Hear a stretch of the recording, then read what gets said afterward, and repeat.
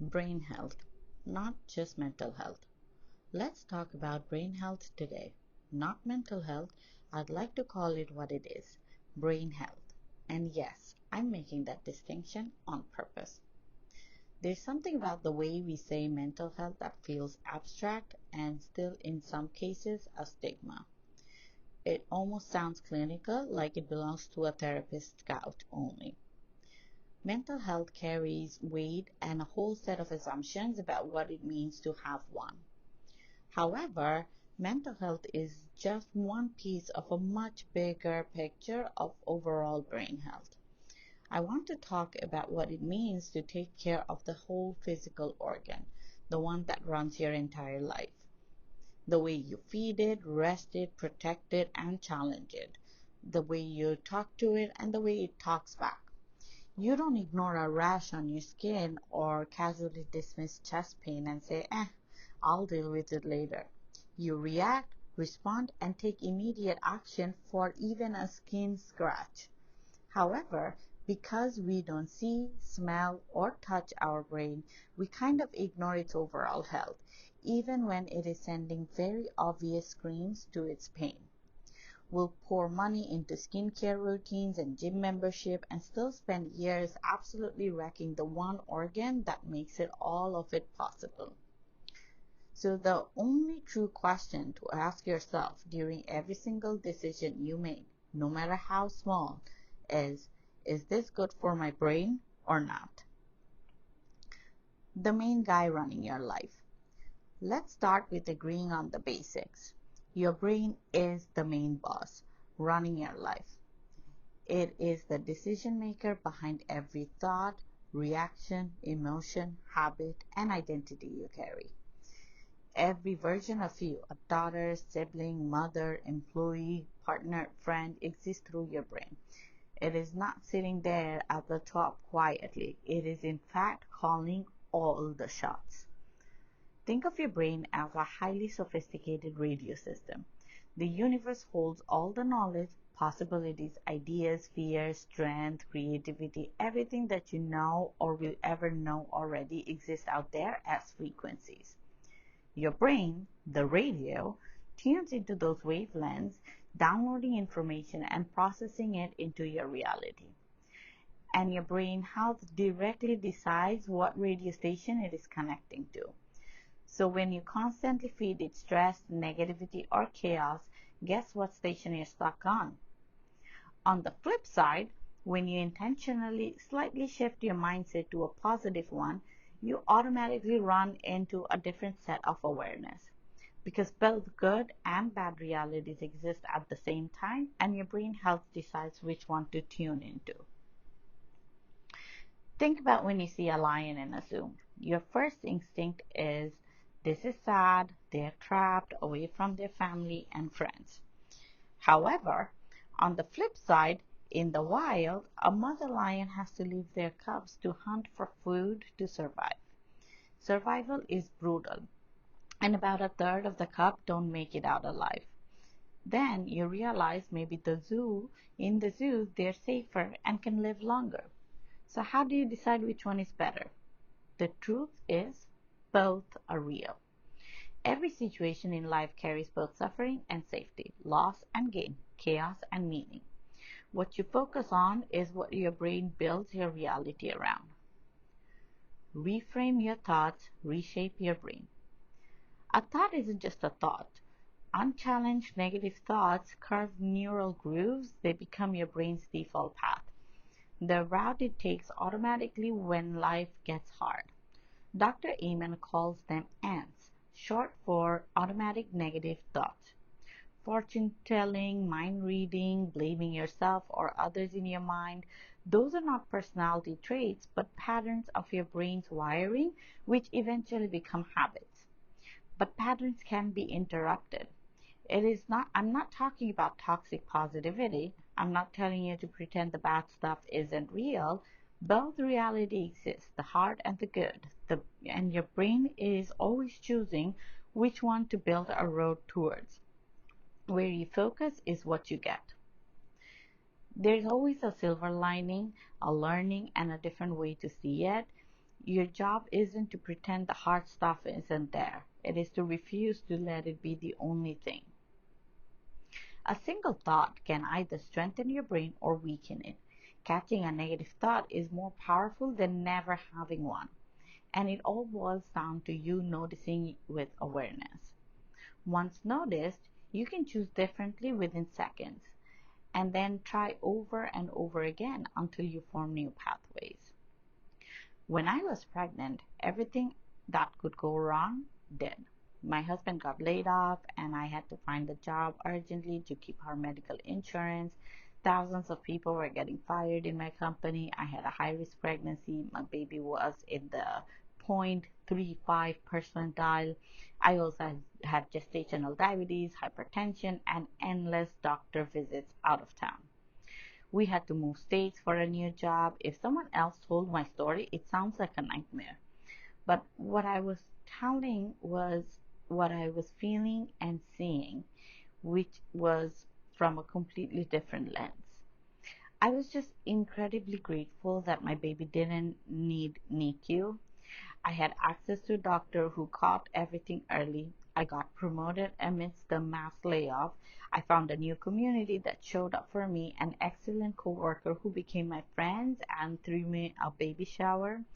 Although my village was mostly me and my husband in a new town, I powered through postpartum by forcing myself daily walks and shifting my mind every second. Same life, just different perspective. That's taking care of your brain health. Feeling worthy for your brain. You can have everything you want on the outside, the job, the home, the family, and still wake up asking yourself if you deserve it. I know that feeling. In my 20s, I was carrying anxiety that wasn't entirely mine. Stress absorbed from family, from outside pressure, from environment that kept telling me to brace for the worst. It took years of daily incremental work of catching the negative loop, stopping before I spiraled, redirecting before I started to see myself differently. Not because life got easier, but my perspective changed altogether. Studies shows that people in their 80s, when living in a 2-week retreat catered to show all things that were relevant in their 40s, such as songs, music, styles, etc., coming out of that retreat feeling much, much younger.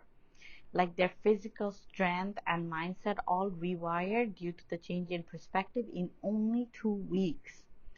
Now, when I look at any problem, I ask myself, would I, 5 years from today, worry about it? The answer is always no. Or more like, how would the same me 5 years later solve this? And then go ahead and do that. Remember, you today and you 5 years from now are also you. Just do a time leap and jump into your brain from future for advice. It's an amazing practice. Feed your brain. Your brain is a sophisticated muscle. It holds billions of neurons, just like billions of stars in the sky, but all talking to each other constantly. The quality of this conversation determines the quality of your life. And yes, they can change regardless of your age. Neurologists will tell you the same thing.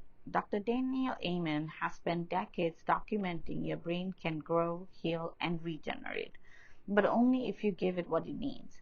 The brain weighs about 2 pounds, but it is almost the most important couple pounds in your life.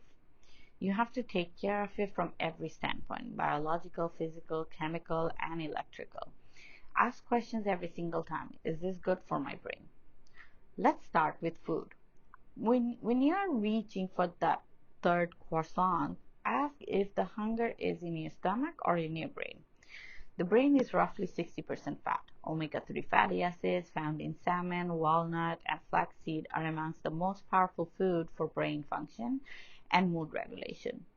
What you eat isn't just fuel, it's literally building material for your neuron. I mean, walnuts look like a brain itself. It's nature's biggest hint. During lunch, ask yourself if you should do fish or beef. These simple questions or 5-second pause before a decision is what determines your life. You don't need grand gestures or overhaul your lifestyle in one day. Your life changes to a big trajectory during these small moments. The more blood flow your brain receives, the better it decides for you. So hydrate yourself all the time. Every time you consume alcohol, sugar, or smoke, they all affect blood flow, inflammation, and how your brain actually functions. Cigarettes hurts your brain as much as your lungs. The blood pressure spikes puts direct pressure on your brain and chips away at your thinking. Rest your brain.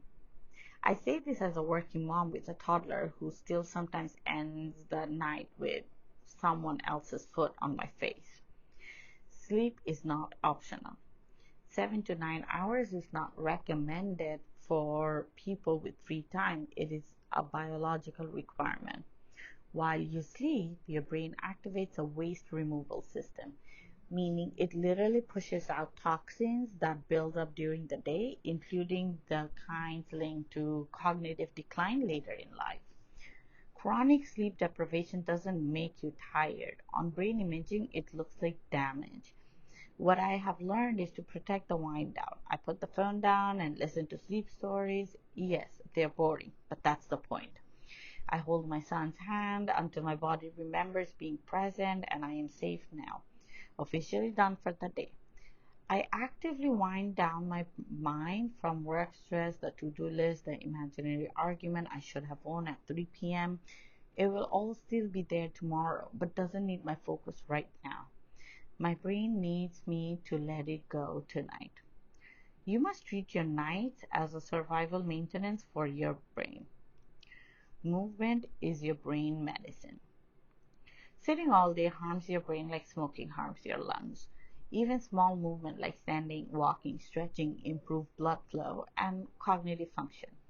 You don't need a perfect workout. You need to move mindfully. Protect your brain. The world is designed to hijack your brain. It's your job to protect what gets in. Social media is designed to trigger you. Wars, vaccines, politics, celebrities, all of it is engineered to hijack your emotional response because an emotional brain keeps scrolling. When you refuse to give it your emotion, you refuse to give it your power. Your attention is your biggest asset. It's your pure energy, and your energy decides your brain load. When you don't engage or react, even passively, you're protecting your brain. The same applies to people. I'm not telling you to cut everyone off, but if someone in your life is consistently feeding your brain negativity daily or is always in a crisis, that's your brain health risk. It's hitting a wall with a wood hammer, might seem harmless at first, but over time it will chip away and eventually break the bricks. Maintaining distance isn't cold, it's a protective measure. Mastering stress management for your brain. I'm a working mom with a demanding job. Corporate politics are real, and some days they follow me home in my head, even before I get through the door. What I have learned to do is to catch it and then throw it out of the window. My son is standing there, a whole little person who was away from me all day, doesn't need a mom who is mentally still in a conference room where somewhere winning a hypothetical argument. I only have 2 to 3 hours of waking time with him each evening. I am not giving those hours to work. That boundary isn't just good parenting, it keeps my stress hormone from running on high all night, which science confirms does real measurable damage over time. Creativity to heal your brain. One of the best medicine for your brain is to create, whatever it may be for you. For me, it's writing. I write not because I have time. I carve out time to write because I need it. It helps me process fear, reframe problems, and remind myself that most of what I worry about isn't as big as it feels. Your brain is wired to solve and win. Creativity expands your brain's potential and gives it the space to heal and breathe. A day in my brain. Spoiler, I don't win every day. Here's what brain health actually looks like in practice. I ask myself one question throughout the day, as many times as it takes. Is it good for my brain? Yes or no? I try to get answers in 2 seconds and take action on it in the next three. 5 second decision. That's it. Third piece of bread during breakfast. Is this hunger in my stomach or is it my brain? Brain, I choose the raspberries. Doom scrolling at 10 p.m. Does my brain need this or does it need sleep? Sleep, I close the app. Back to back work meetings, stress following me home. Is this thought helping me or just replaying? Just replaying. I come back to now. Spiraling about a conversation I had earlier that day. I write it to process. Some days I nail it, some days I eat the croissant, watch 3 or more videos, and stew about the meeting until midnight. The goal isn't perfection. The goal is to keep choosing incrementally every day and again tomorrow. Movement matters more than most of us admit. Even a 20-minute mindful focus walk increases blood flow to the prefrontal cortex, the part of your brain responsible for decision making, impulse control, and focus. Any intentional movement is a win. These boring, mundane, daily small choices are what determines your overall brain health as it compounds. The goal is to die with a healthy brain. I mean that literally. Stress, anxiety, and chronic negativity can kill you before your heart does. It's not a metaphor. We already know this physiology. Cortisol, the stress hormone, physically shrinks the hippocampus, your memory center, with prolonged exposure. The brain and body are intrinsically connected. What happens in your head leaks out everywhere in your reality. So every decision is a brain health decision. Every small or big choice is either saving your brain cells or spending it. You don't have to get it right every time. You just have to keep choosing every day in small ways and on purpose. Start with one question. Is this good for my brain? You'll be surprised how quickly your life starts answering back. Your brain is wired to win. When you take care of it and direct it, it will find a way to live and eventually leave this life with a healthy brain that works for you, not against you. Takeaways. Brain health is bigger than mental health. It's physical, emotional, and behavioral combined. Every decision either helps or hurts your brain. There is no neutral. Thoughts shape brain patterns, but awareness gives you control. Sleep, food, movement, and stress management are non-negotiables.